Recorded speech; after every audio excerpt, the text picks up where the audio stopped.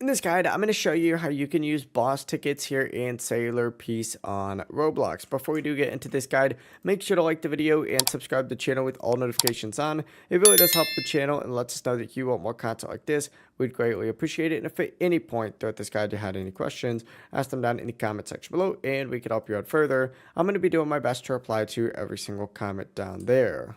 First things first, make your way over to any of the teleporters and you need to travel to Boss Island just like so.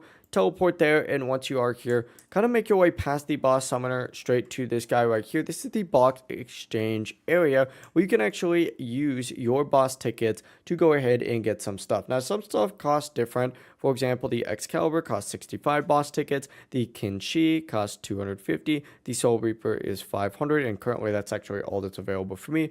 So choose whatever you want to go ahead and get, and of course you can get these either just by farming the bosses around the map, or sometimes they are also available in the like merchants as well on Sailor Island, but that is extremely rare.